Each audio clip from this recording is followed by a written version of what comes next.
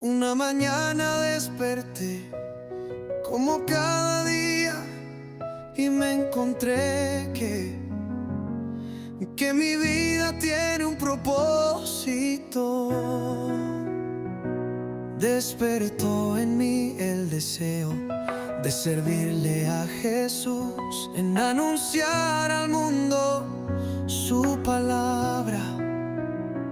En ese día tan maravilloso tuve un encuentro con Jesús que cambió mi vida, y el deseo de gritarle al mundo que en Jesús hay salvación y vida eterna.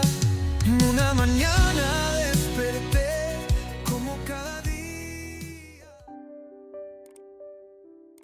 Muy buenas tardes, muy buenos días, muy buenas noches, amada audiencia. Les saludo con la dulce paz del Señor. En este día, una vez más, estamos en sus hogares para que juntos podamos compartir estas bendiciones que Dios ha puesto para nuestras vidas en el día de hoy, ¿no?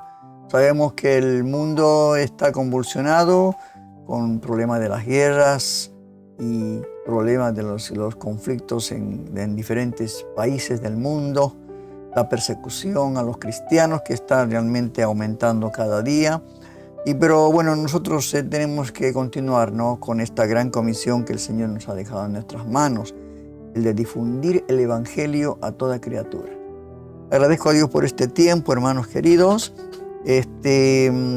Saludo a todos nuestros suscriptores, a todos aquellos hermanos que nos acompañan durante la semana, durante los meses, durante los años. Estamos yendo para el 6º año de programación. Tenemos más de 1200 videos en nuestra página. Así que, hermanos queridos, Dios está bendiciéndonos. Sabemos que esto es algo que tiene que tener un objetivo. Y el objetivo principal es presentar a Cristo. Es el camino, la verdad y la vida. La única solución, no hay otra solución. No, sabemos que la salvación es por gracia, y creemos que todos pueden alcanzar a tener ese encuentro con Jesús, como lo dice el nombre del programa, ¿no? Saludo también a mis hermanos que nos acompañan en la semana, ¿no? Compartiendo los videos, aquellos hermanos que ya hemos estado caminando en la iglesia, los que realmente están deseosos, ¿no? Están ávidos de la palabra, de querer aprender cada día más. Estas noticias que hoy voy a compartir con ustedes son dos noticias realmente muy importantes. Una, la que pasó hace el año 1940 y...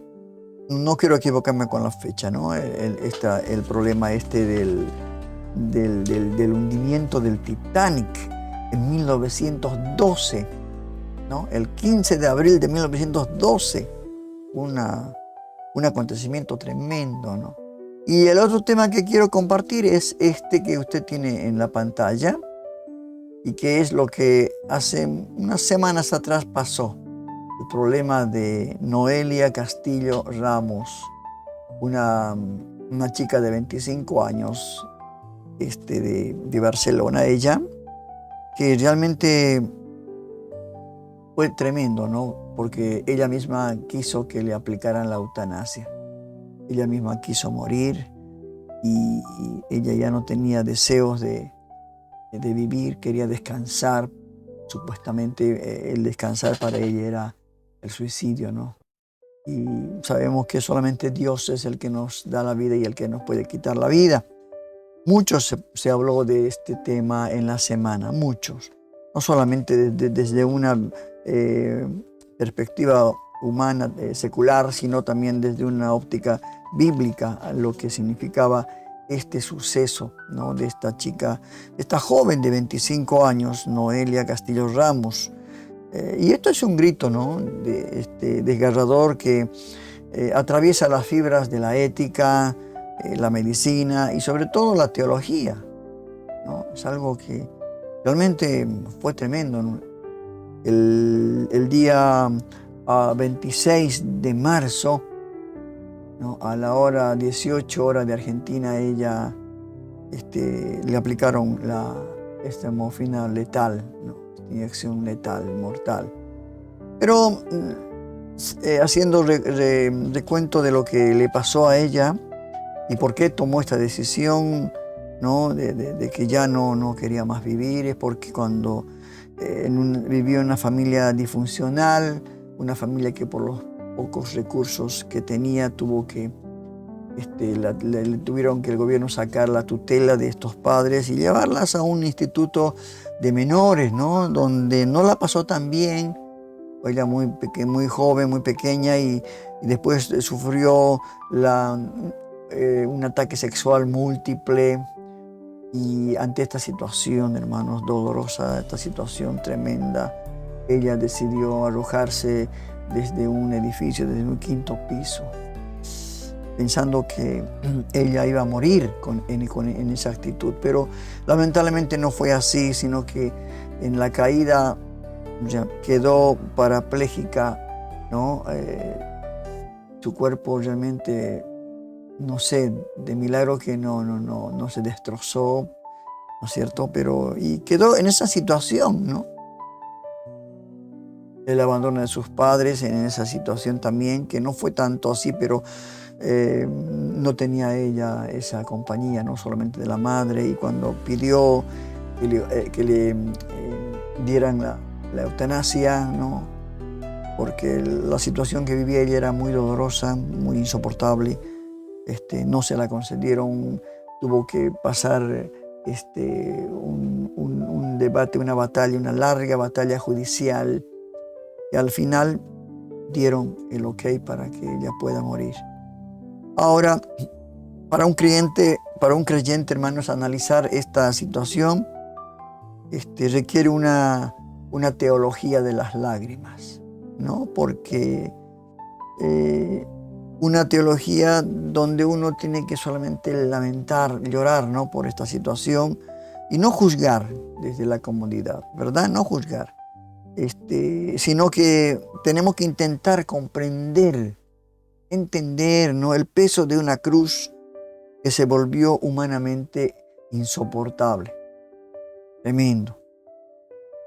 Y esto de que ella pedía descanso, que ella quería descansar, ¿no?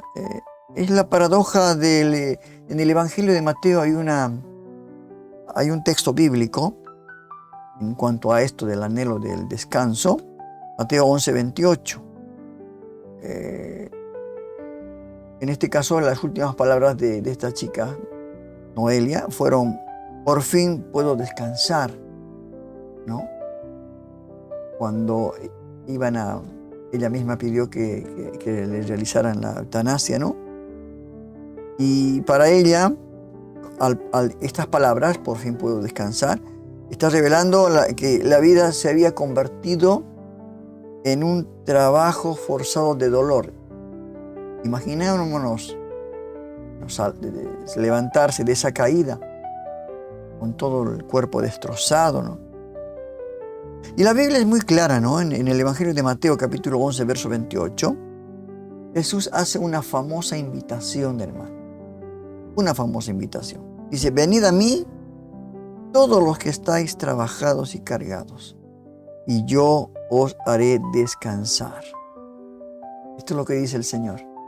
Venid a mí, ¿verdad? Ahora, el drama teológico aquí es que Noelia buscó ese descanso en la muerte, porque ya en un intento de suicidio, arrojándose desde un 5º piso de un edificio, ya pensaba que ella iba a terminar con su vida, ¿no? Y ella, al pensar esto, pensaba que iba a descansar, porque aparentemente no pudo encontrarlo en la vida, no tuvo una vida feliz, desde muy pequeña, ¿no? Perdiendo el hogar, el calor de su familia, viviendo en un orfanato, sufriendo estas violaciones, esos ataques de violaciones. Entonces no creo que no pudo encontrar en la vida ni en su cuerpo, ni en su familia, ni en la soledad, ni en la sociedad, hermanos, este descanso, lamentablemente.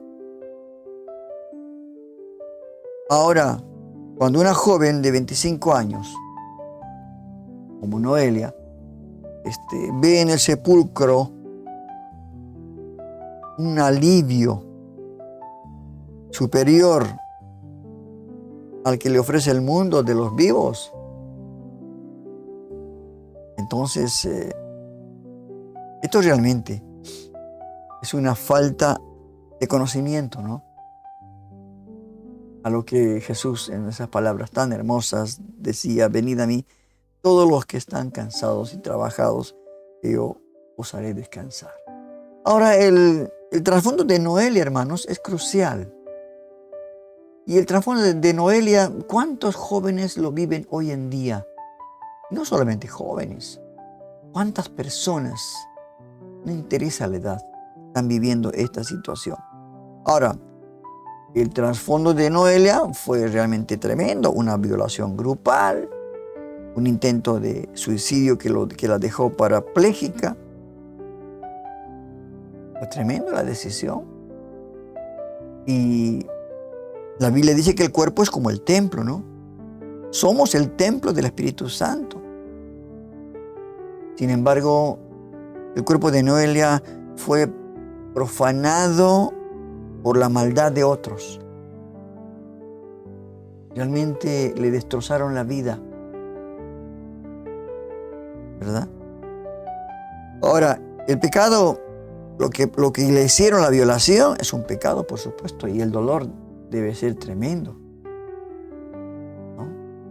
El ser una mujer, perder su virginidad quizás, ¿verdad?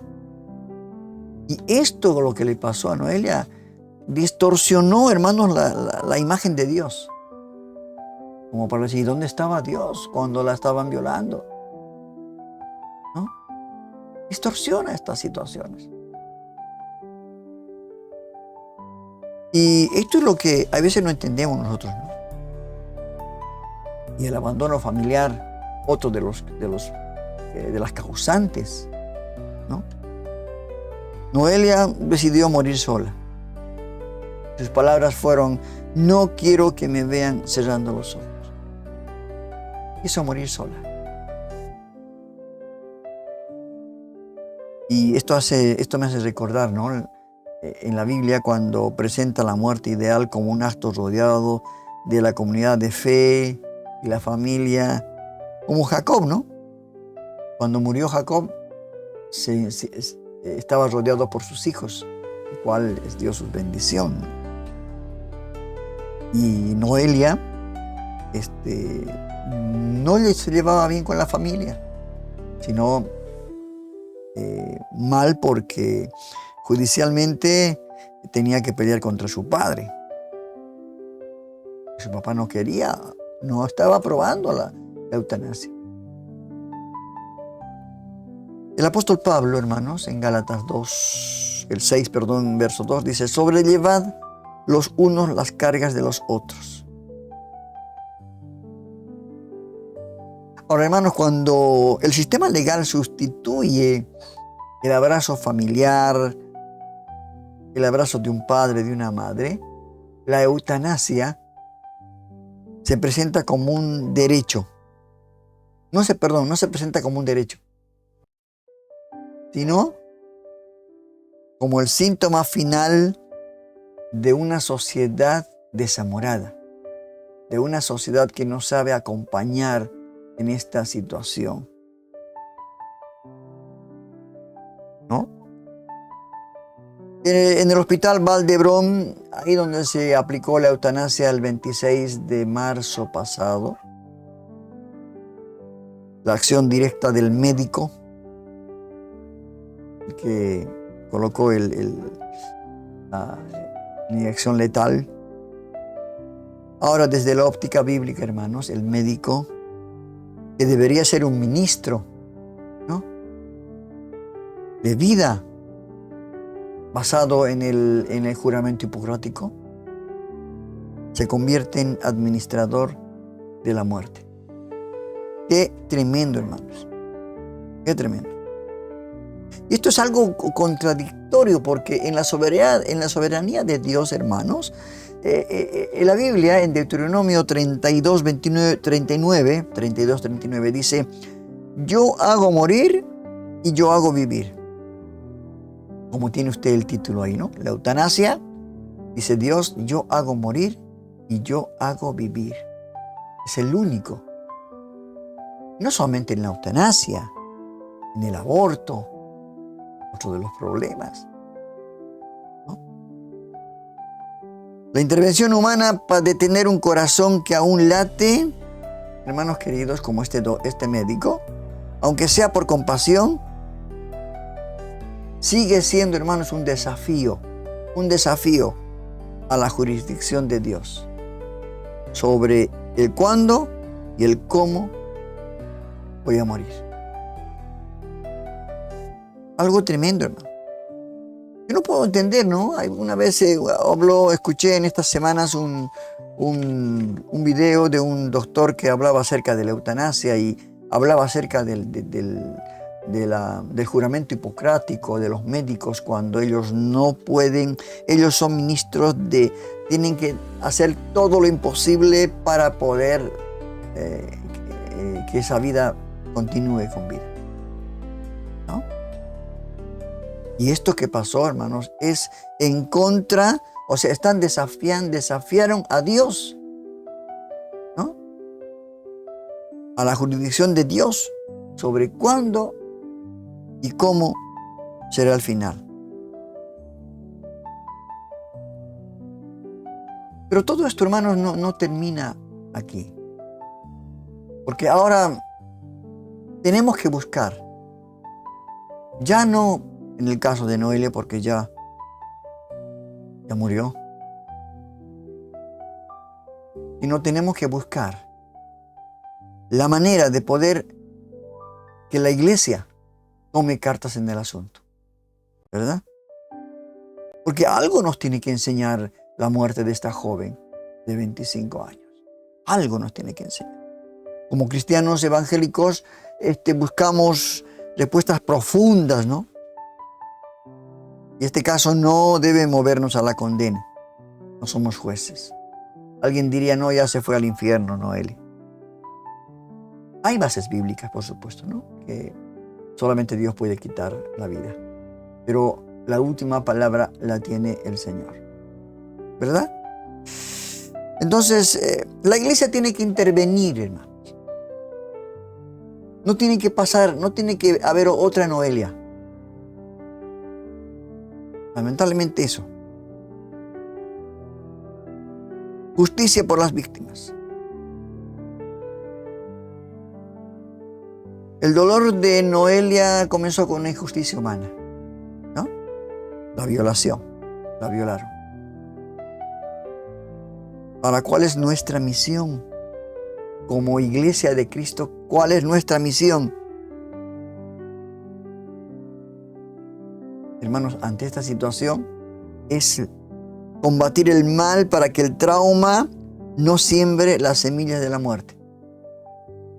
Esa es la tarea de la iglesia. Y no solamente esto, sino que tiene que tener cuidados paliativos, integral, ¿no? Donde no solamente abogar por un medicamento que le pueda calmar los dolores, ¿no? El dolor físico, sino que sane el dolor total, ¿verdad? Psicológico, social, espiritual. Imagínense si a Noelia, no sé si en el transcurso de su vida le hablaron, trataron de animar, de consolarla, pero se lo hicieron. Es verdad que ella tiene que tomar la decisión, pero yo creo que en este caso no hubo personas. Brillaron por su ausencia los creyentes. Y se han debido haber rodeado, porque España es un país cristiano, es espiritual, católico, ¿no? Pero Hay también iglesias cristianas evangélicas, pero brillaron por su ausencia. ¿Y cuánto estará en este mismo momento, hermanos? Estará pasando algo similar.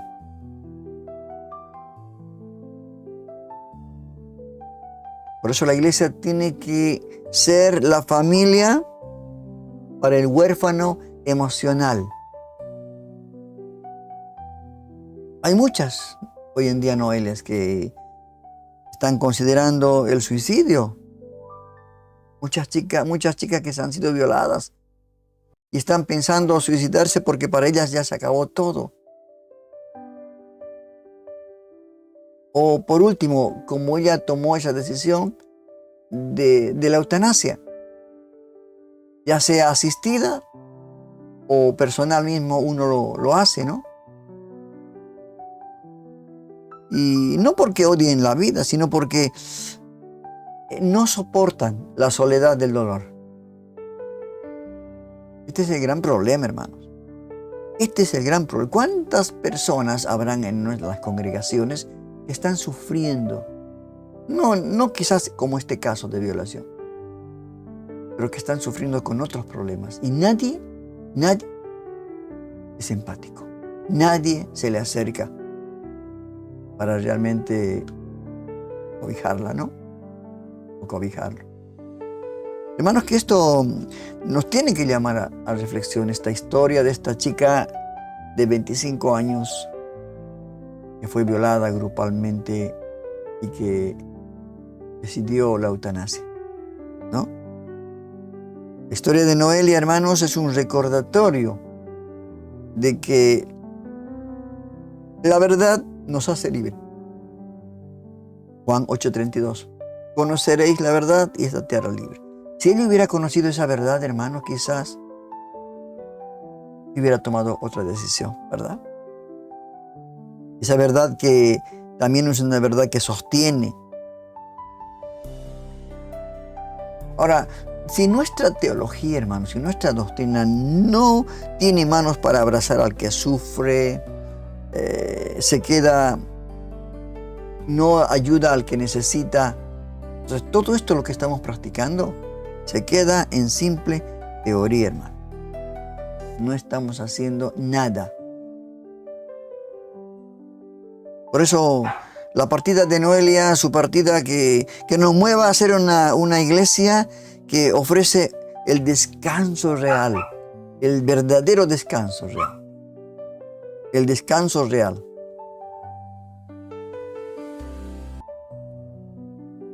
El descanso real.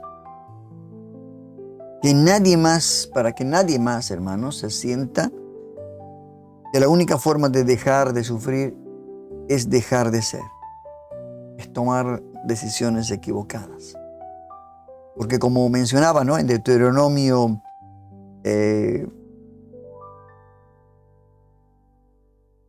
32:39, yo hago morir y yo hago vivir. Y en el Señor está el descanso. El Señor está en el descanso que la humanidad necesita. Así que meditemos en esto, ¿no? Y vamos a hacer ahora una breve pausa musical mientras reflexionamos en todo esto que realmente está pasando en el mundo, ¿no? En este mundo, en estos últimos tiempos.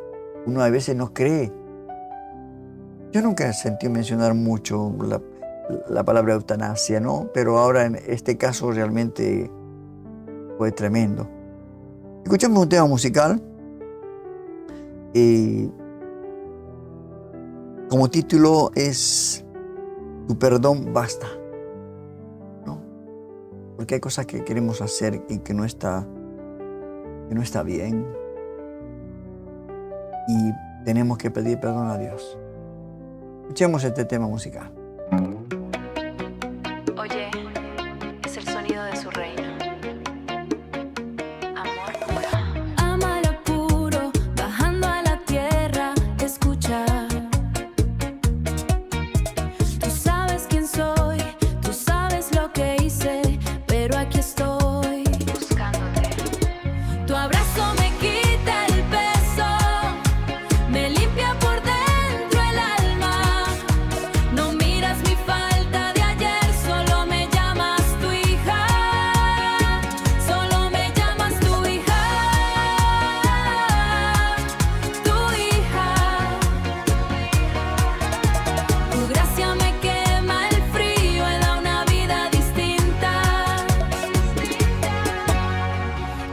por el lado oscuro, tropecé con mi propio orgullo, sentía que no valía nada, cargaba cadenas de hierro puro, pero tu voz rompió el muro, me buscaste, se rompió el muro, me buscaste en lo más profundo sin juzgarme, sin soltarme, sin soltarme. Me diste aire en el segundo, dejé la carga, solté la amargura. Tu abrazo me quita el peso, me limpia por dentro el alma. No miras mi falta de ayer, solo me llamas tu hija, solo me llamas tu hija, tu hija. Tu gracia me quema el frío y da una vida distinta. Ahora camino de frente, no importa lo que diga la gente. Tu amor es un impacto fuerte, me cambiaste la mente, eres mi seguridad, mi paz, mi verdad. Ya no hay miedo, ya no hay deuda, todo lo hiciste nuevo, me rindo ante tu majestad, tu perdón es mi libertad, sin condiciones, sin explicaciones, solo amor, mucho amor. Tu abrazo me quita el peso, me limpia por dentro el alma. No miras mi falta de ayer, solo me llamas tu hija, solo me llamas tu hija. Para siempre, el sonido de la redención. Gracias por buscarme. Amén. Qué hermoso tema musical, ¿verdad? Tu perdón basta, ¿no? A veces pensamos en la muerte, ¿no? Pero solamente Dios sabe qué día vamos a partir del escenario de esta tierra. Un tema que nos envía también el pastor Sinali, José Luis Sinali, esas reflexiones que siempre nos envía para nuestro programa y que son de bendición, muy cortitas pero edificantes.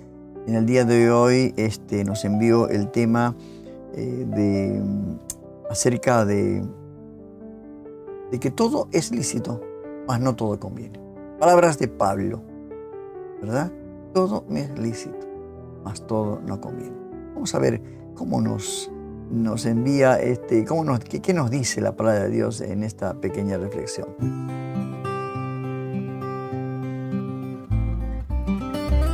Desde lo alto, una palabra directa a tu corazón, a cargo del pastor José Luis Sinali.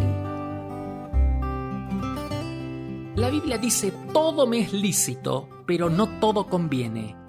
Todo me es lícito, pero no todo edifica. Todas las cosas me son lícitas, mas no todas convienen. Todas las cosas me son lícitas, mas yo no me dejaré dominar de ninguna. En la vida cotidiana usamos filtros para protegernos y proteger nuestras cosas. Un auto utiliza filtros para el aceite y la nafta, para impedir que entre basura y perjudique el motor. En verano usamos filtro solar para proteger la piel de los rayos solares. Usamos protector de pantalla en la computadora para proteger nuestros ojos. Filtro que nos protegen en lo físico. Sin embargo, en el terreno de la mente y del espíritu, nos tragamos cualquier basura y nos exponemos irresponsablemente a las influencias dañinas. Esta siempre es una señal de inmadurez. Un filtro permite que pasen el aceite o la nafta, pero no la basura. El filtro nos ayuda a separar lo bueno de lo malo. Hay que evitar dos extremos, el de la tapa y el de la boca abierta. Hay cristianos y personas que creen que para no contaminarse es necesario aislarse. Es como si usaran una tapa.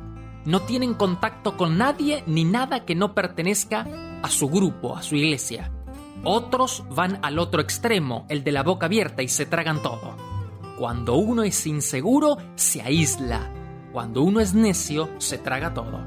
No podemos vivir con la boca abierta tragándonos toda la basura que el diablo ha arrojado al mundo. Pero tampoco podemos vivir encapsulados, aislados del mundo. Por eso necesitamos filtros. Para reconocer lo bueno de lo malo necesitamos 3 filtros. El primer filtro es el de lo conveniente. Es decir, preguntarse, ¿me conviene? ¿Me hace bien? Los judíos religiosos en la época de Jesús vivían sujetos a códigos. Tenían listas de lo que estaba prohibido y de lo que estaba permitido. Dios había dado mandamientos, principios rectores, pero los judíos no se conformaban con los principios y para cada mandamiento hicieron un código con muchísimas normas. Los fariseos le preguntaban a Jesús: Maestro, ¿es lícito? ¿Es lícito divorciarse? ¿Es lícito pagar impuestos? ¿Es lícito sanar en día de reposo? Jesús le respondió: ¿es lícito hacer bien o hacer mal? Les hizo ver que al cumplir con los códigos se olvidaban de hacer la voluntad de Dios. Pablo escribió: todo me es lícito, pero no todo conviene. La pregunta ya no es más, ¿es lícito? Hemos sido llamados a libertad, por eso, en cuanto a bailar, escuchar determinada música, lo que uno debe preguntarse no es: ¿es lícito escuchar esta música? La Biblia nos sugiere preguntarnos: ¿me conviene? ¿Me hace bien? ¿Esta situación, estar con esta persona, me conviene? ¿Me hace bien? Dios no es un castrador. Cuando Él dice no a algo, lo hace porque nos ama, lo hace para nuestro bien. El segundo filtro es el filtro de la excelencia. Uno debe preguntarse: ¿me edifica? ¿Es lo mejor para mí? Es necesario distinguir entre lo bueno y lo malo, pero eso no es suficiente. Él quiere que reconozcamos lo que nos hace mal, pero también que aprendamos a discernir entre lo bueno y lo mejor. No te conformes con decir: ¿qué hay de malo en esto? Pablo dice: todo me es lícito, pero no todo edifica. Revisa tus actividades y aplica los 2 filtros. ¿Me conviene esta propuesta que me están haciendo? ¿Me conviene esta amistad que tengo? ¿Me conviene este hábito? ¿Me hace bien? ¿Me edifica? ¿Es lo mejor para mí? El tercer filtro es el filtro de la libertad. ¿Me lleva a la libertad y a la madurez? La Biblia dice: no me dejaré dominar por nada, ni siquiera por las mejores cosas. ¿Cómo nos damos cuenta si algo nos domina, aun si es algo bueno? Cuando tu estado de ánimo depende de eso, es decir, de esa relación, de esa actividad, de esa posesión. Algo te domina si tu sentido de plenitud o de realización personal depende de eso, y crees que no podrías vivir sin eso. Puede ser algo necesario como la comida, algo hermoso como el noviazgo, puede ser algo provechoso como el estudio, pero si alguna de estas cosas condiciona tu estado de ánimo y tu relación con Dios, o si hace girar sobre ella tu felicidad y tu plenitud, significa que te está dominando. Debemos depender únicamente de Jesús para tomar nuestras decisiones. Nada ni nadie debe dominarnos, únicamente Dios. Por lo tanto, establece estos 3 filtros en tu vida. El filtro de la conveniencia. Y pregúntate: ¿me conviene? ¿Me hace bien? El filtro de la excelencia. Aquel filtro que nos ayuda a distinguir entre lo bueno y lo mejor. Y por último, el filtro de la libertad. Nos ayuda a no dejarnos dominar por ninguna cosa, sino solamente por Jesucristo.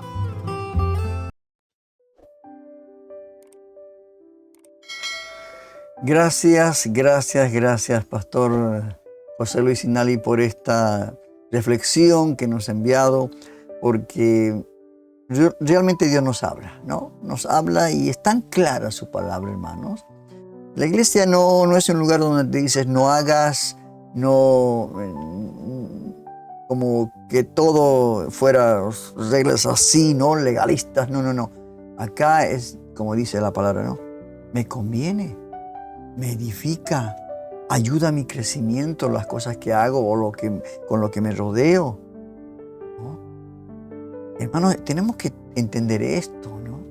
Yo no sé, la Biblia habla tan claramente que no hay manera de equivocarse, hermano. No sé, a veces nos cuesta entender, es porque no leemos la palabra, no conocemos. Somos ignorantes en la lectura bíblica, en la palabra de Dios. Y ahí está la salida, ¿no? Bueno, seguimos con el programa Un Encuentro con Jesús. En este día, ya comenzando abril, hoy es 1 de abril, y realmente unos meses donde ya también el calorcito se está yendo, ya vienen los días fríos. Y algo que quería comentar con ustedes y recordar también, ¿no?, en este segundo tema, es que el año 1912, el 15 de abril, fue una tragedia histórica, hermanos, para la navegación, porque se hundía el barco más grande, ¿no?, la nave más grande, como fue el Titanic, ¿no? Y no solo una tragedia histórica, sino también es para nosotros una parábola moderna sobre la condición humana. Esto nos llevó a una reflexión que hoy en día, la segunda vez que escucho en una congregación el tema del Titanic, haciendo alusión a la soberbia, al orgullo del ser humano, ¿no? Ya que uno de los empleados, aquel que diseñó en la época esta nave, afirmó: ni Dios mismo podría hundir este barco. Y esta frase salió en los periódicos de aquella época de 1912. Ni Dios mismo podría hundir este barco.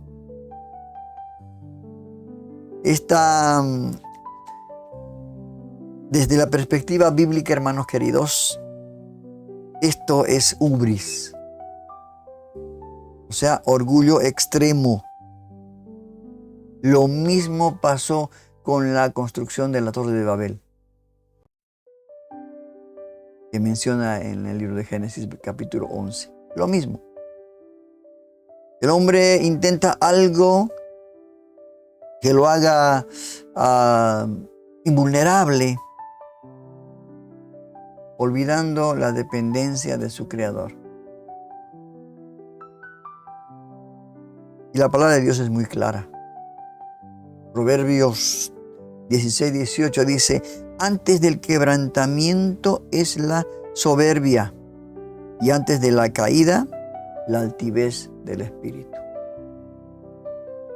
Un barco, una nave tan grande, hermanos, que nadie estaba hecho para no zozobrar, para no naufragar.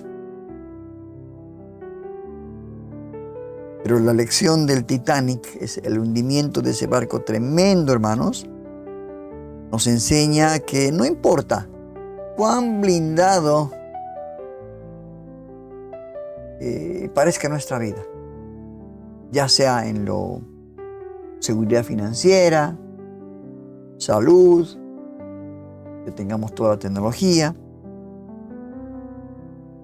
Esto del orgullo es tremendo, hermanos. Esta hubris, orgullo extremo, es una grieta invisible que precede al naufragio.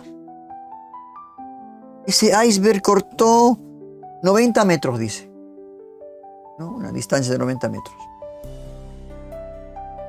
En el tercer nivel, casi cerca de un poco más del nivel del agua. Se hundieron, llenaron de agua 3 o 4 compartimientos. Pero eso fue la causa que después del choque iba a ser, en 2 horas se iba a ir al fondo del mar. Y la Biblia nos dice, ¿no? Nuestra seguridad no debe estar en lo que construimos, no, sino en quien nos sostiene. No debemos de confiar en nada. Ellos se confiaron en que inclusive tenían que tener más botes, ¿no? Porque después de esto, ya hubo una reglamentación para la navegación donde se tendría que colocar más botes. Ellos pensaron que no iban a hundirse. Ellos pensaron llegar a New York, a su destino final, sin ningún problema. Ya que ese mismo día había una tal quietud en el mar que no se dieron cuenta de lo que iba a pasar.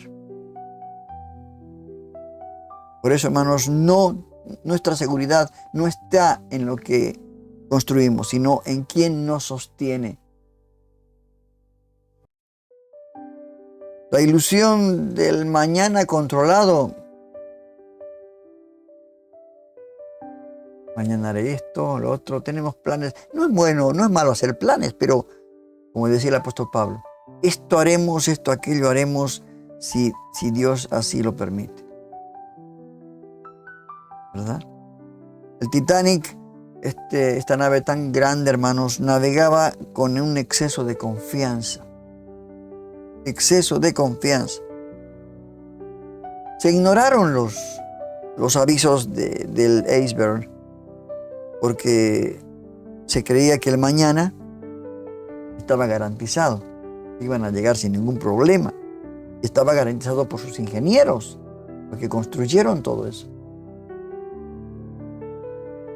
Pero Jesús, hermanos, nos advierte sobre la presunción del futuro.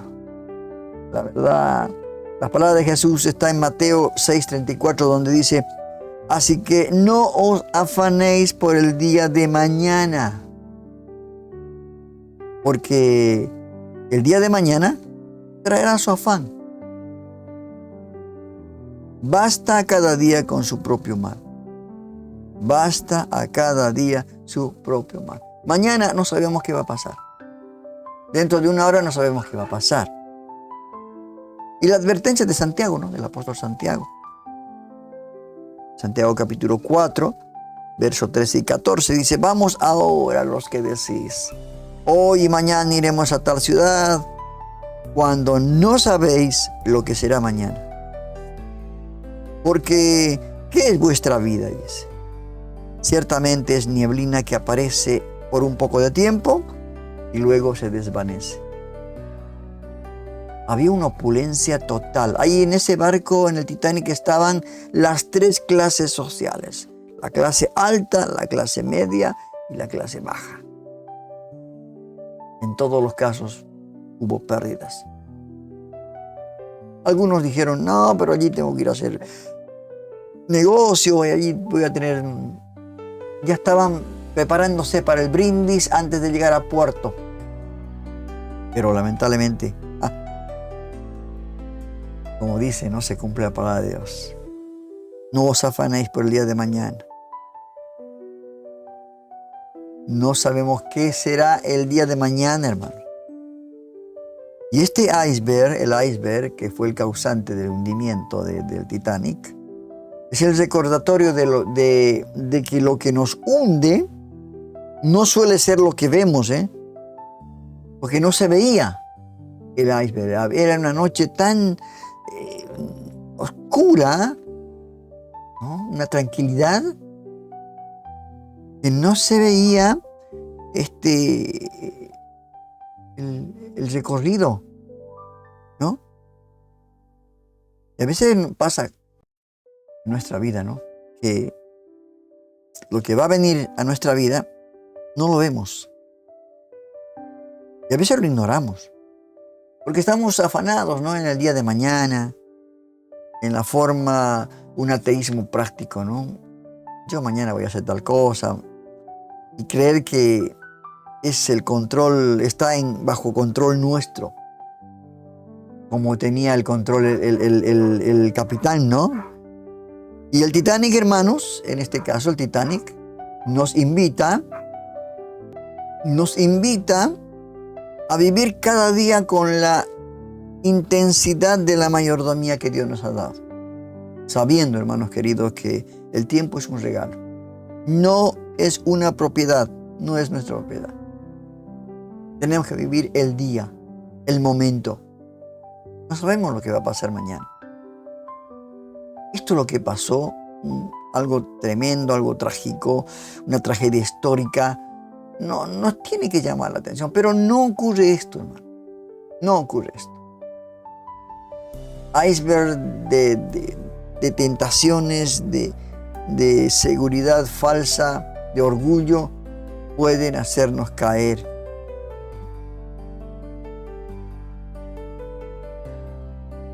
Y esto del Titanic, cuando yo estuve viendo algunos documentales, llevaba alimentos, imagínense, para la clase alta, la media y la baja, ¿no?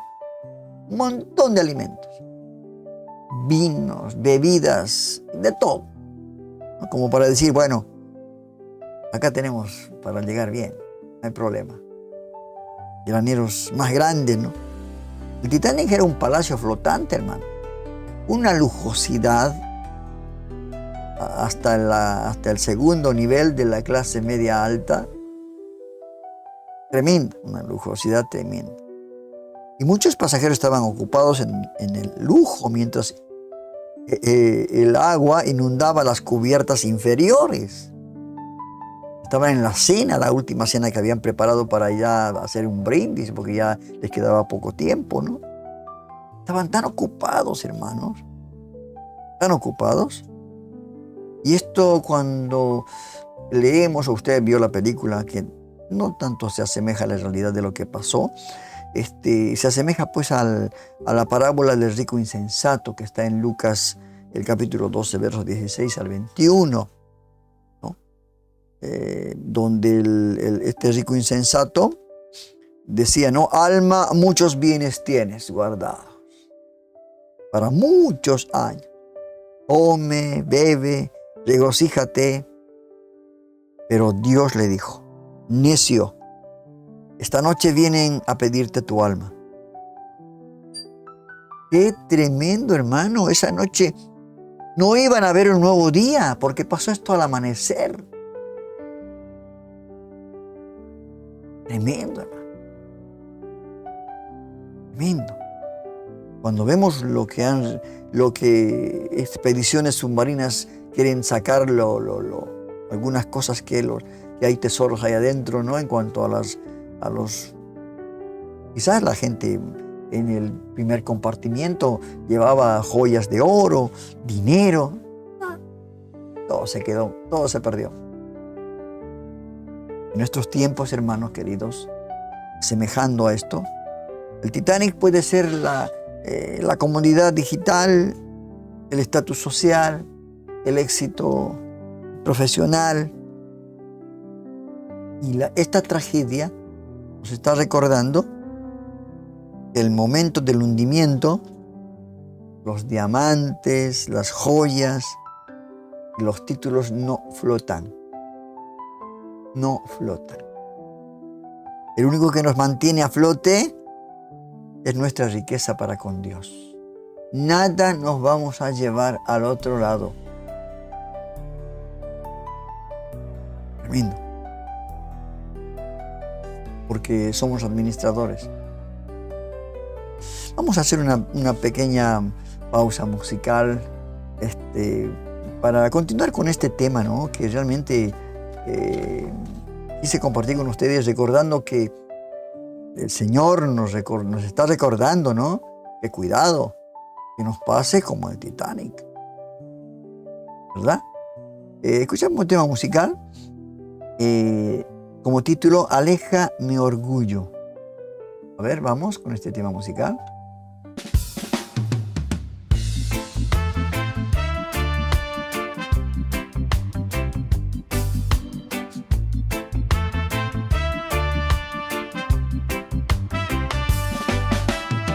Camino cargando una piedra que no me deja ni respirar. Pienso que soy el dueño de todo y me olvido de dónde vengo. Siento que el suelo se mueve cuando trato de ser el más fuerte, pero por dentro estoy seco como tierra que no tiene agua. Se me congela el alma por dentro, el aire se vuelve pesado, pesado, pesado.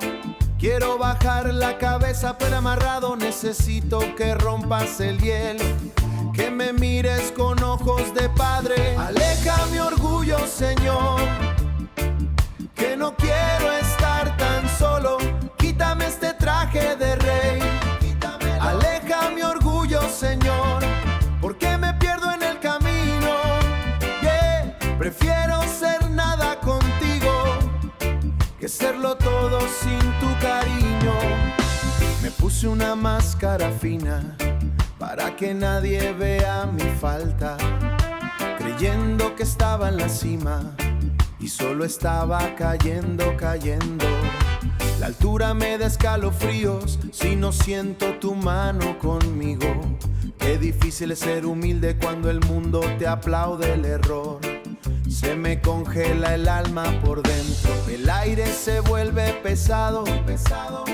Quiero bajar la cabeza pero este ego me tiene amarrado. Necesito que rompas el hielo, que me mires con ojos de padre. Aleja mi orgullo, Señor, que no quiero estar tan solo. Quítame este traje de rey, quítamelo y devuelve al barro de nuevo. Aleja mi orgullo, Señor, porque me pierdo en el camino. Prefiero ser nada contigo que serlo todo sin tu cariño. Señor, llévate mi altivez, no quiero títulos, solo quiero tu paz. No quiero aplausos, solo quiero volver a ser niño en tus brazos de nuevo. Aleja mi orgullo, Señor, que no quiero estar tan solo. Quítame este traje de rey, quítamelo y devuelve al barro de nuevo. Aleja mi orgullo, Señor, porque me pierdo en el camino. Prefiero ser nada contigo que serlo todo sin tu cariño. Devuélveme al barro, quítame este traje. Amén.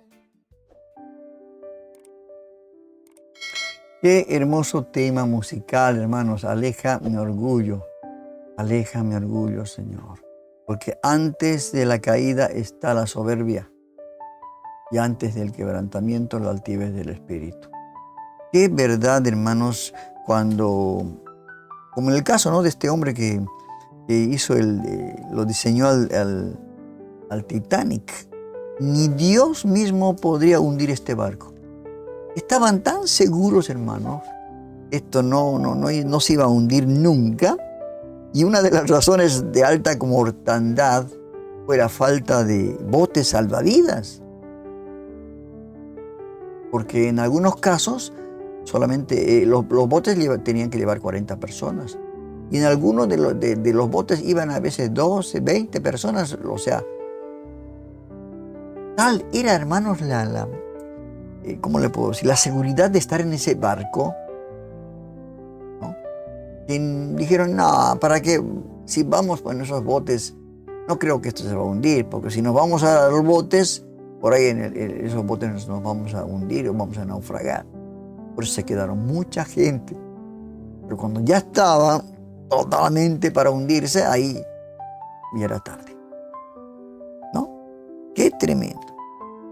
Hermanos, ¿y por qué esto lo digo? Porque el capitán, la gente que era dueña del barco, consideraban innecesarios botes, ¿no? Porque decían, no, este barco es insumergible. No, imposible.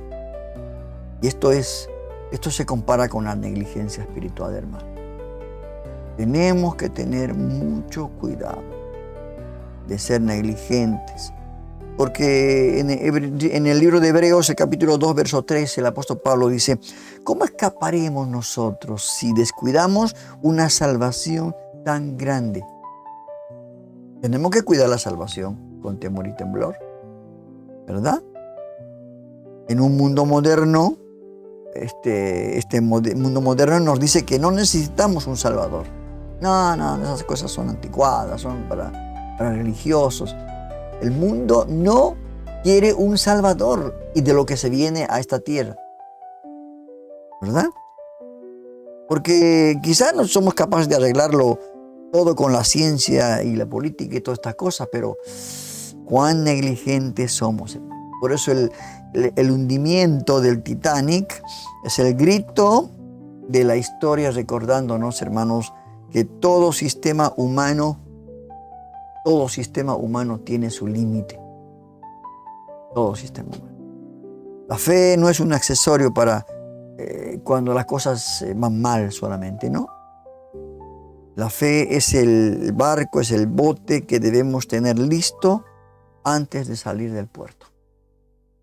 ¿Qué pasó en el caso de Noé? El Señor le anunció, le dijo que construyera un arca y que avisara que va a haber un diluvio, ¿no? Y incrédulos no quisieron subir al barco. Se reían cuando estaban construyendo. Pensaban que nunca iba a llover. Pero mire, llovió y desapareció toda la humanidad. Solamente él y su familia, 8 personas, más los animales, se salvaron. Y hoy nuestro barco es el Señor, nuestro capitán. En Él estamos seguros. Seguro que vamos a ir a un puerto seguro, ¿verdad? Necesitamos la salvación. Necesitamos la salvación. Vivir después del Titanic, lo que pasó en 1902, es un mundo lleno de incertidumbre, hermanos, después de eso. Porque vinieron la pandemia, que nos aisló por 2 años, la pandemia, donde todo cambió para el mundo. Las guerras que estamos viviendo ahora, y por culpa de estas guerras, lo que se viene en las crisis económicas en cada país. Es tremendo esto. Esto, hermano, nos tiene que obligar a cambiar nuestro enfoque. Estas cosas que están pasando nos tienen que... Lo que pasó quizás no fue una buena lección con el Titanic, porque la gente siguió con lo mismo, ¿no? Hoy en día, si usted ve esos grandes cruceros, impresionante la plata que uno gasta. Los pasajes que cuestan esos cruceros. Todo para ser arrogantes, orgullosos, vivir una vida en opulencia, como si... Dios mío, ¿no? La gente, ¿cómo no puede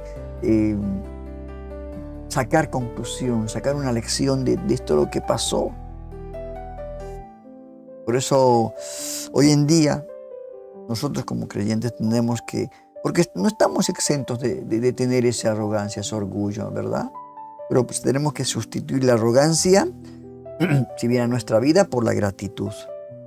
Reconocer que cada aliento es una concesión de la gracia de Dios. Cada día que nos levantamos con vida es porque Dios nos regala un día más de vida. No sabemos lo que va a pasar mañana. Y tampoco no nos confiemos en lo que tenemos. Dinero, salud, estatus. No sirve eso. Todos, grandes, pequeños, ricos, pobres, vamos a llegar a enfrentar a la muerte, ¿no? Tenemos que enfocarnos en lo eterno, hermanos queridos. No tenemos que poner nuestra confianza en cascos de acero, como mucha gente puso su confianza en esa nave de acero, que es el Titanic, ¿verdad?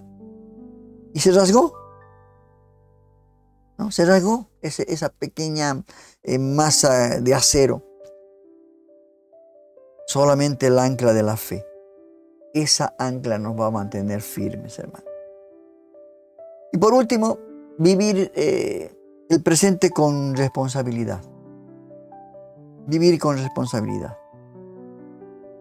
Atender las palabras de Jesús, lo que el Señor dice en su palabra, ¿no? Acerca del afán. Y eso no significa ser irresponsable, por supuesto. Pero debemos reconocer que Dios es el dueño del tiempo. Dios es el dueño de nuestra vida, como en el caso de Noelia, que hablamos en el primer tema de este programa. Dios da y Él quita, ¿verdad? Esto es importante. Reconocer, hermanos, que Dios es el dueño del tiempo. En tus manos están mis tiempos, hay una canción, ¿no? Dios es el dueño. El 15 de abril de 1902 no solo es una fecha de duelo, murieron mucha gente, hermano, mucha gente. Y los que sobrevivieron, ahora muchos ya no están muertos. Tenían que enfrentarse con la muerte en esta situación o salvándose de esa situación que vivieron en el hundimiento. Y todo esto es un llamado a la humildad teológica, hermanos. El hombre propone, pero solamente Dios es el soberano sobre el océano de la existencia, solamente Dios. Tengamos mucho cuidado, hermanos. Enfoquémonos en las cosas eternas. Hagamos tesoros en los cielos, no acá en la tierra, porque nada vamos a llevar. Mi madre ahorró no sé cuánto dinero, no se lo llevó. Otro aprovechó, ¿verdad? Entonces, vivimos el presente con responsabilidad. Ser agradecidos a Dios porque Dios nos presta un día más para nuestra vida. Vamos a hacer una breve pausa mientras vemos los programas que emitimos durante la semana bajo el Ministerio Radial Vida Nueva Online. Y este intermedio publicitario nos va a dar a conocer qué programas tenemos en la semana, para que usted pueda compartir también con otros, ¿no? Para que usted lo vuelva a ver. Ahí tiene usted en la pantalla un QR y usted lo puede escanear con su celular o con su tableta y le va a llevar directamente a nuestro canal. En nuestro canal usted va a encontrar todos los programas, los videos, las secciones y la música infaltable. Así que lo invito para que nos pueda visitar a nuestro canal en YouTube. Vamos ya a este intervalo publicitario de programas. Visita nuestros programas en el canal YouTube Un Encuentro con Jesús y mantente al tanto de las últimas noticias cristianas con Panorama Cristiano de Noticias. Si buscas profundizar en la palabra de Dios, no te pierdas Estudio Bíblico Vida Nueva Online. Mi corazón puede mirar tu hermosura.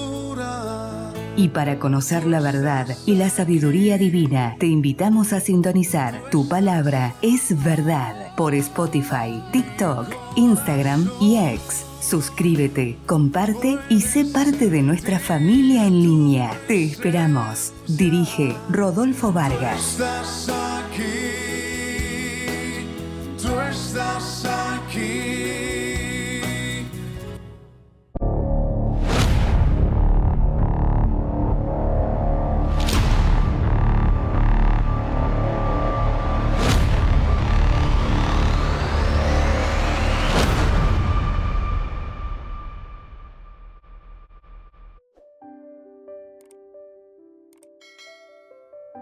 Estos son los programas que emitimos durante la semana y usted tiene el compromiso, ¿no?, de poder compartir con otras personas. Así usted se hace partícipe a la gran comisión que el Señor nos ha dejado, de difundir el Evangelio a toda criatura, de presentar a este Jesucristo como el único camino, la verdad y la vida en estos últimos tiempos. Yo creo que esto ya es un preámbulo a que el Señor viene a buscar a su iglesia. Estamos viviendo los últimos tiempos. Es cuestión de que el Señor diga, basta, y esto se acaba. Por lo que está pasando, por supuesto, ¿verdad? Vamos a ir a otro sector, a otro programita dentro del programa. Lo he denominado el podcast de la semana. Un diálogo entre dos personas que hablan acerca de teología, de doctrina, y en este caso van a hablar del tema de la ignorancia bíblica. La ignorancia bíblica. Por eso pasan muchas cosas. Y esto es podríamos decir que es una ignorancia pluralista. Es un nombre medio raro, ¿no? Vamos a ver de qué se trata este tema acerca de la ignorancia pluralista. Bienvenidos a El Podcast de la Semana, un espacio de reflexión, verdad y esperanza. En este canal te damos la bienvenida a un podcast diferente. Cada semana abordamos temas actuales, profundos y transformadores desde una perspectiva bíblica y humana. Aquí hablamos de lo que importa: la fe, la familia, la integridad, la gratitud, el propósito y los desafíos que enfrentamos en la vida moderna. Producido por Rodolfo Vargas, este programa está diseñado para inspirarte, confrontarte con la verdad y ayudarte a crecer espiritualmente y personalmente. Suscríbete y activa la campanita para no perderte cada nuevo episodio. Comparte, comenta y sé parte de esta comunidad que busca respuestas con propósito. Comencemos. Bienvenidos a este espacio de reflexión. Hoy vamos a explorar un tema que realmente nos invita a mirar de cerca la manera en que actuamos en sociedad y en nuestra fe, la ignorancia pluralista. Es fascinante porque, el concepto nos muestra cómo, a pesar de tener convicciones internas, terminamos callando por miedo al rechazo. Exacto, y eso es lo que se ve en la vida cristiana. La idea es que, aunque muchos tenemos convicciones basadas en la palabra de Dios, terminamos adaptándonos a lo que dice el grupo, olvidando lo que realmente enseña la Escritura. Es curioso, ¿no? Cada persona piensa que es la única que duda o, que no se siente segura, cuando en realidad muchos comparten ese mismo sentir. Sí, es como si estuvieras en una sala llena de gente y cada uno estuviera gritando, yo pienso diferente, pero nadie se atreve a decirlo. Entonces, ¿qué ejemplos bíblicos se relacionan con este fenómeno? Varios, uno de los más evidentes es Pedro, quien negó conocer a Jesús. La Biblia nos dice, no sé lo que dices, lo cual, refleja cómo el miedo a ser rechazado o a no encajar puede llevarnos a actuar en contra de nuestra convicción. O sea, incluso, cuando se tiene una verdad tan poderosa, el temor puede hacer que se retroceda. Exacto, y otro ejemplo clásico es el episodio de la adoración del becerro de oro. Aunque muchos sabían que era idolatría, callaron y se unieron al grupo. Eso realmente nos muestra cómo el conformismo puede desvirtuar creencias fundamentales. No es solo una cuestión personal, sino que afecta a todo el colectivo.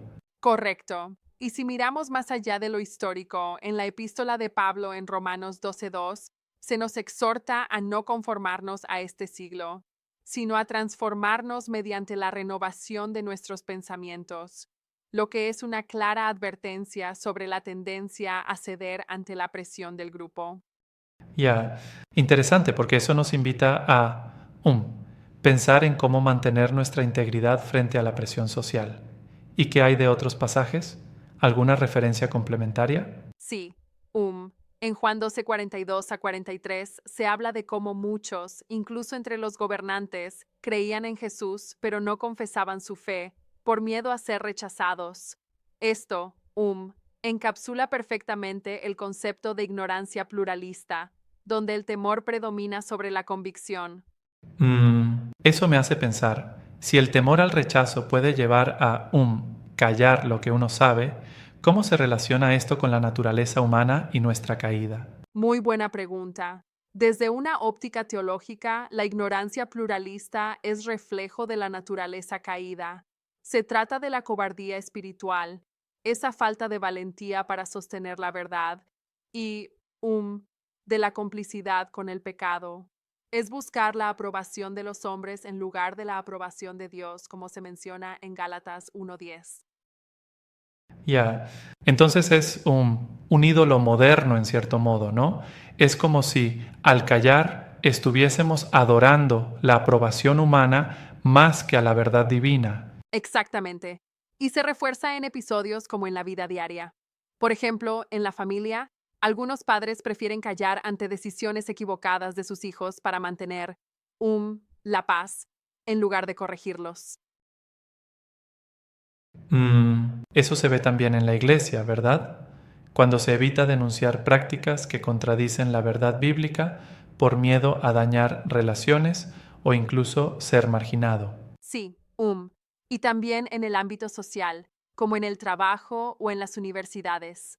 Muchas veces, los cristianos optan por ocultar su fe cuando se abordan temas polémicos como el aborto o la ideología de género, por temor a, no encajar o ser juzgados. Ya, es realmente alarmante ver cómo este temor puede transformar contextos que deberían ser de libre expresión en verdaderos ecos de silencio. ¿Qué se propone hacer al respecto? Pues la propuesta es clara. Debemos tener valentía en la verdad. Jesús nos dijo, y conoceréis la verdad, y la verdad os hará libres. Así que la libertad implica no vivir atados a las opiniones del grupo, sino actuar basados en convicciones firmes. Entiendo, pero me pregunto, ¿no es arriesgado, por ejemplo, ser como Daniel y sus amigos, quienes se destacaron por no ceder? Porque en algunos contextos, esa postura puede generar conflicto hasta dentro de la comunidad. Claro, esa es una crítica válida. Es cierto que al romper con la corriente, podemos encontrarnos en situaciones difíciles. No obstante, el llamado es a hablar la verdad con amor y gracia, manteniendo el equilibrio entre la firmeza de la convicción y el respeto hacia los demás. Ya, entonces, la clave parece estar en una comunicación asertiva que nos permita, expresar lo que creemos sin generar hostilidad, ¿cierto? Exacto, es importante romper el silencio colectivo. Muchas veces basta que uno se anime a expresar la verdad y, ese acto puede inspirar a otros a hacer lo mismo. Esa idea de romper el silencio me recuerda a una analogía. Es como cuando en un estadio, si una persona comienza a aplaudir en señal de entusiasmo, pronto se convierte en una ovación colectiva, ¿no crees? Sí, es como, despertar la fuerza del grupo a través de un acto de valentía. Cada voz cuenta, y cuando uno habla, otros se sienten motivados a, expresar lo que realmente piensan. Pero claro, siempre hay el riesgo de que, las críticas y las dudas se presenten. ¿Cómo enfrentar esos desafíos sin caer en la desesperación? Bueno, aquí es fundamental recordar que, obedecer a Dios antes que a los hombres es esencial. Como se nos insta en Hechos 5:29, es menester obedecer a Dios antes que a los hombres. Así, aunque la mayoría, se incline a una postura contraria, debemos mantener nuestra identidad en Cristo. Y, eso implica estar dispuestos a enfrentar la incomprensión o el rechazo, pero con la convicción de que la verdad de Dios prevalece sobre la aprobación social. Exacto. Además, es crucial tener discernimiento para identificar cuándo se está callando por miedo y cuándo es prudente hacerlo. No se trata de ser, temerarios, sino de actuar con sabiduría y amor, entendiendo que el silencio ante el pecado también puede ser una complicidad. Eso me hace pensar en la reflexión final que nos invita a cuestionarnos. ¿Estoy viviendo en silencio, siguiendo al grupo por temor? ¿O me atrevo a, manifestar la verdad de Cristo sin importar el rechazo? Exacto. Es un llamado a la introspección. Finalmente, la ignorancia pluralista es, una trampa del enemigo. Nos paraliza, nos hace conformar con la mediocridad del pensamiento colectivo y nos aleja del propósito divino. Es un reto para cada creyente, pues no es tarea fácil romper con viejas costumbres y expresar convicciones profundas. Cierto, pero recordemos que el camino de la verdad siempre implica un paso de fe y a veces ese salto requiere de un compromiso muy serio con nuestra identidad en Cristo. Entonces, la solución no es solo hablar, sino hacerlo con amor, integridad y valentía. Es un llamado a ser luz y sal en medio de un mundo que, a menudo se conforma con el silencio. Así es. Y para lograrlo, es vital depender de la palabra de Dios, permitiendo que ella renueve nuestro entendimiento y nos impulse a actuar en concordancia con sus enseñanzas, sin temor al juicio de los hombres. Me gusta cómo se entrelazan la psicología social y la teología en este tema. Nos ayuda a entender por qué, comportamientos tan contradictorios aparecen en nuestra vida diaria y en nuestras comunidades. Exactamente. La ignorancia pluralista, revela esa lucha interna entre la convicción personal y la presión social. Es un llamado a ser conscientes y a no dejar que el miedo nos robe nuestro testimonio. En resumen, Debemos, rebelarnos contra ese silencio que nos encarcela y manifestar la verdad con amor, recordando siempre que obedecer a Dios es lo primordial. Muy bien, así que cada uno de nosotros tiene la responsabilidad de no ser parte de ese molde, sino de ser un agente de cambio, de alentar a otros a salir de ese silencio colectivo. Así es, y en este desafío diario, cada pequeño acto de valentía cuenta. Exacto, ser valientes en la verdad es fundamental. Y al hacerlo, no solo afirmamos nuestra identidad en Cristo, sino que también damos testimonio del poder transformador de la fe. Una reflexión profunda y necesaria para estos tiempos en los que la conformidad parece dominar en muchos aspectos de la vida. Así concluimos nuestra conversación de hoy, recordando que cada voz importa y que debemos ser portadores de la verdad, aun cuando el costo parezca alto. Gracias por este espacio. Me ha dejado mucho para pensar y aplicar en mi propia vida. Hasta la próxima. Porque todo aquel que pide, recibe. Y el que busca, halla.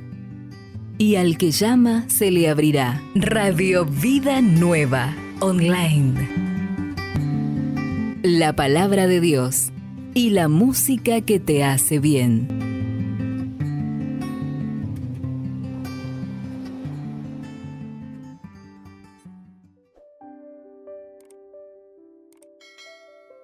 Qué hermoso diálogo, ¿no? Que nos explicaron acerca de esto de la ignorancia pluralista.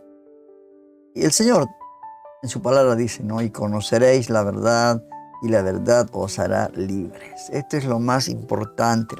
Por eso tenemos nuestra obligación, diría yo, ¿no? De leer la palabra,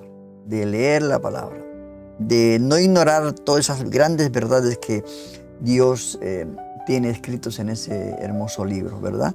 Y la verdad que hay mucha ignorancia y como dijo el Señor también, ¿no? Que su pueblo hierra por falta de conocimiento. Es una gran realidad, hermanos.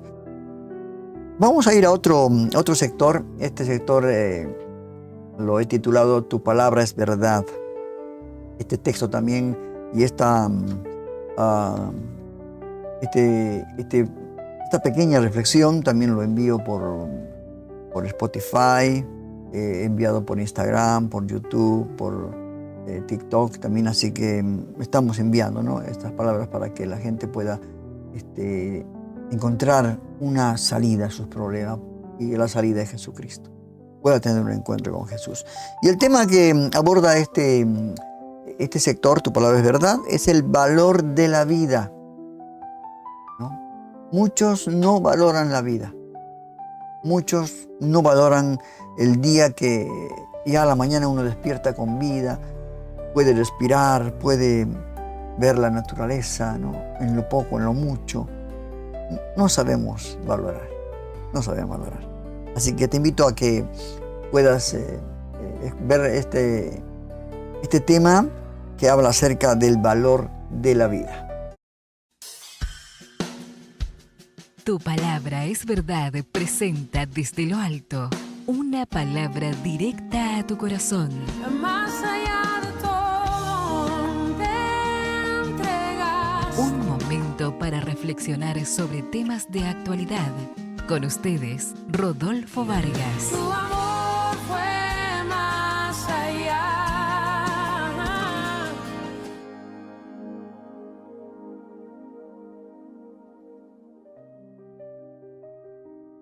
Cada mañana, don Ernesto, un anciano de 83 años, se sentaba en el mismo banco del parque con una flor en la mano.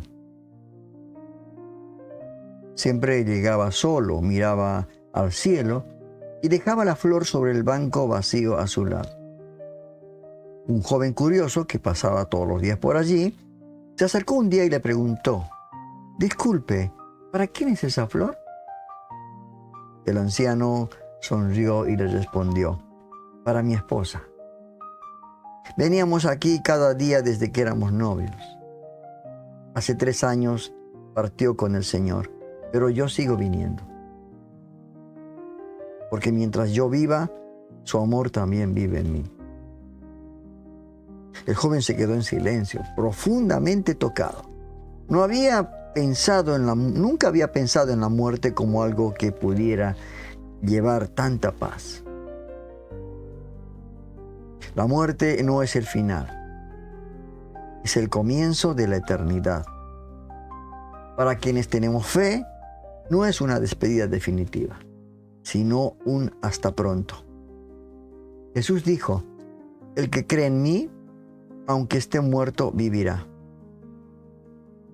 Por eso hablar de la muerte nos recuerda vivir mejor, valorar más, perdonar antes, amar ahora. Porque nadie sabe el día ni la hora, pero sí sabemos que hay esperanza en Cristo. La muerte duele, pero no vence cuando se vive con la fe en la eternidad. Que Dios te bendiga.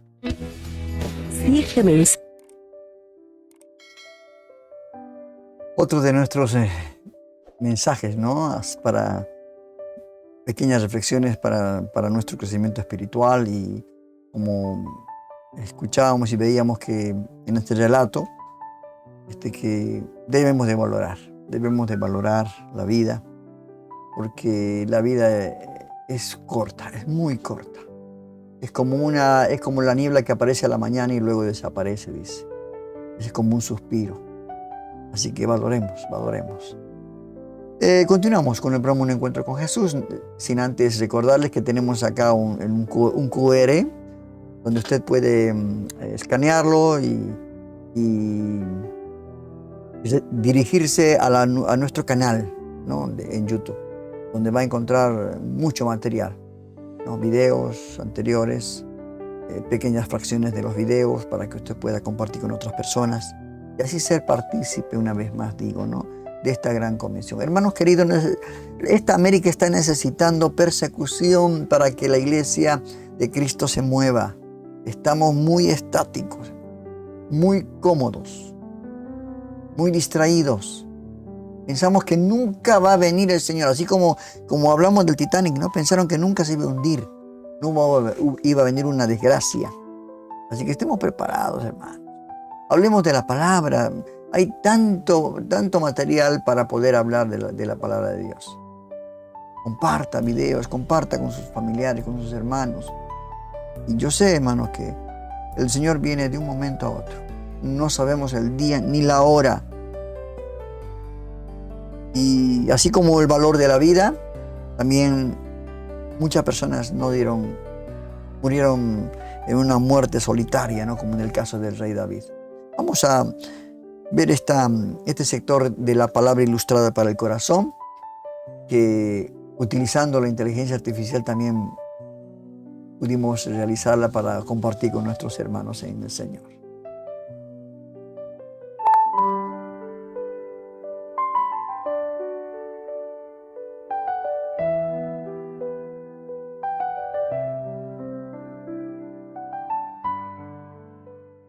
Hay figuras en la historia cuya vida fue pero tan grandiosa, que su final nos deja un poco perplejos.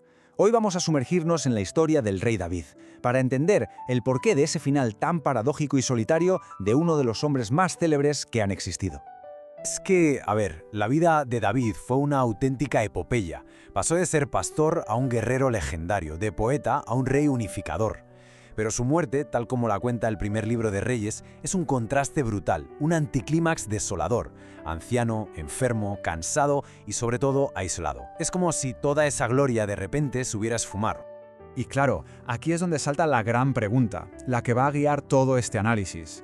¿Cómo es posible? ¿Cómo alguien que fue tan querido, un hombre que la Biblia describe como conforme al corazón de Dios, acaba sus días así, de esta manera? Bueno, para encontrar respuestas, lo primero es mirar los factores más humanos, más terrenales. Esas cicatrices que contribuyeron a su aislamiento. Porque David, a pesar de ser rey, era profundamente humano. Si nos fijamos bien, el propio texto bíblico nos da, tres pistas clave. Primero, las consecuencias a largo plazo de sus propios errores. Segundo, unas heridas profundísimas infligidas por sus seres más queridos. Y tercero, algo tan simple y humillante como la fragilidad de la vejez. El punto de inflexión, sin duda, fue su pecado con Betsabé y el asesinato de Urías. La advertencia que recibió de Dios no fue una simple frase, fue una profecía que iba a marcarle el resto de su vida. La espada, la violencia, el conflicto nunca se apartarían de su propia casa. Y efectivamente las consecuencias no tardaron nada en llegar. Esa especie de maldición se materializó en una familia completamente rota. Sus propios hijos, Absalón primero y Adonías después, se rebelaron contra él. El conflicto y la traición se convirtieron pues en el pan de cada día en su propio palacio. Y esto nos lleva a un punto que es crucial. El dolor más profundo de David no vino de sus enemigos en el campo de batalla, sino de su propio hogar. Las heridas que vienen del amor, esas son las que más duelen y las que más tardan en sanar, si es que llegan a sanar del todo. Es que la cadena de traiciones es realmente trágica. Primero, su hijo Absalón, al que adoraba. Intenta asesinarlo para quedarse con el trono. Después, su propia esposa, Betsabé, se pone a conspirar para asegurar que Salomón sea el sucesor. Y ya para rematar, en su mismísimo lecho de muerte, otro de sus hijos, Adonías, intenta usurpar el poder. Hay que imaginarse esa soledad, rodeado de pura ambición. Y el último factor, claro, es la propia fragilidad humana. El texto dice que no lograba entrar en calor. Es una imagen muy potente. El gran guerrero, el rey poderoso, se había convertido en un anciano dependiente, una figura que ya no inspiraba temor, sino más bien compasión. Hasta aquí hemos visto las razones humanas, las más lógicas. Pero en la historia de David, la dimensión divina siempre está presente. Y aquí es donde el misterio se hace todavía más profundo, porque en su muerte hay un aparente silencio de Dios. Pensemos en otros grandes personajes como Moisés o Elías. Sus finales estuvieron marcados por grandes manifestaciones divinas. Con David, no, nada de eso. Para un hombre conocido como alguien conforme al corazón de Dios, este silencio es ensordecedor. La pregunta es inevitable: ¿por qué? ¿Dónde estaba Dios en ese momento final?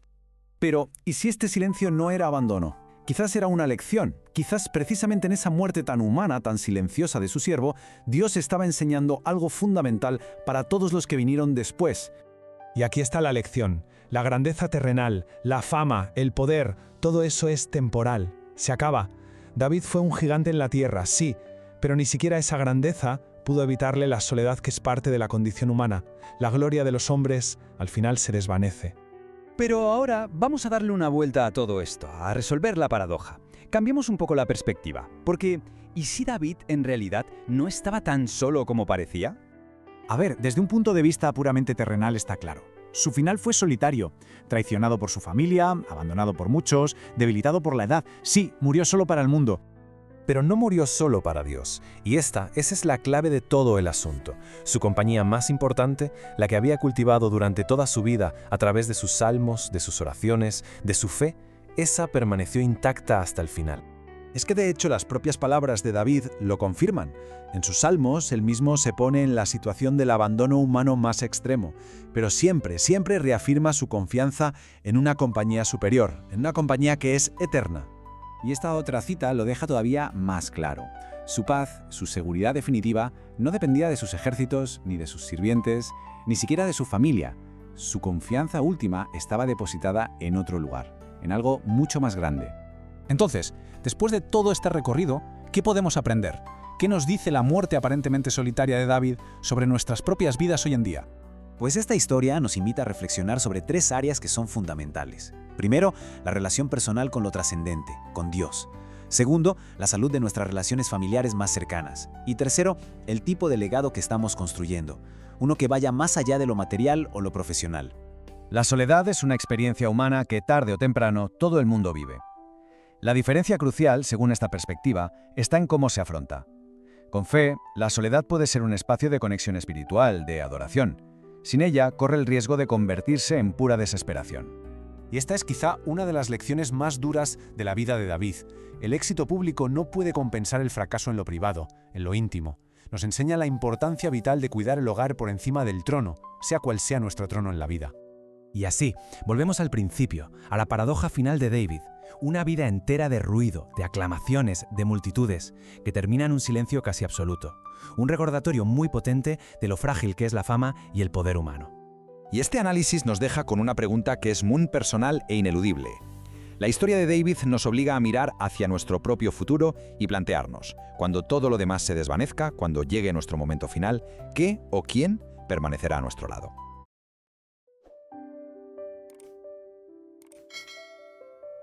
Qué verdad, hermanos. Volvemos al principio, ¿no? Donde la vida es tan corta, en este caso, todo lo que hagamos, lo que amontonemos, la fama que tuvimos, como en el caso de David, tuvo fama, mató a Goliat, se hizo famoso. Nada se recordó cuando tuvo que morir. Murió solo. Solo. Ni uno de sus hijos estuvo con él. De los que quedaban vivos. No menciona la Biblia, pero ahí no estaba. Ni la mujer y esas que ni las que tenían fueron a buscar, dice, una joven para que calentase los pies de David, que ya era viejo. Murió en la soledad. Por eso debemos conocer, hermanos, de que esta vida es única. Debemos disfrutar, debemos de pedirle a Dios a ser agradecidos para que podamos vivir una vida como Él quiere que vivamos. Y hasta aquí ha llegado el programa Un Encuentro con Jesús. Hemos llegado al final. Hemos hablado de temas realmente que tienen que llamarnos a reflexión. Tenemos que sacar lección en el caso de esta chica joven Noelia, en el caso del Titanic, la reflexión que nos envió el pastor Sinaldi acerca de todo lo explícito, la ignorancia, el valor de la vida, la muerte solitaria, todos estos temas que hoy hemos visto, realmente tiene que llamarnos a reflexión y a cambiar de actitud en las cosas que no estamos haciendo bien. Estaré en esta semana preparando más temas de los que vamos a continuar hablando para nuestra edificación, para crecer espiritualmente, para realmente tener una óptica bíblica, ver a través de los ojos del corazón. Y que estas cosas, estos acontecimientos en el mundo que han ocurrido son son advertencias, ¿no? Para que nosotros podamos estar atentos a lo que realmente está pasando en estos tiempos. Agradezco a Dios por todo el día de hoy, por la programación, por mis hermanos, por aquellos nuevos suscriptores que también se están sumándose a la familia de Un Encuentro con Jesús. Nos vemos la próxima semana. La próxima semana con otros temas más de importancia. Que Dios lo bendiga. Gracias por acompañarme en este programa. Y bueno, no se olvide, ahí tiene usted el QR para que usted pueda no solamente ver los canales, sino suscribirse. Y así usted hace que posible de que el video pueda seguir llegando a muchas más personas. Que Dios me lo bendiga y que caiga sobre usted toda la bendición, ¿no? Toda la bendición del Señor. Nos vemos la próxima semana. Esto ha sido todo por hoy. Te invitamos a conectarte al programa En un Encuentro con Jesús. Que seas mi universo. No quiero darte solo un rato. Con temas de actualidad, noticias cristianas y lo más importante, la palabra de Dios. Que seas el primer aliento en la mañana y la luz en mi ventana. Un Encuentro con Jesús. Dirige Rodolfo Vargas. No te lo pierdas. Te esperamos.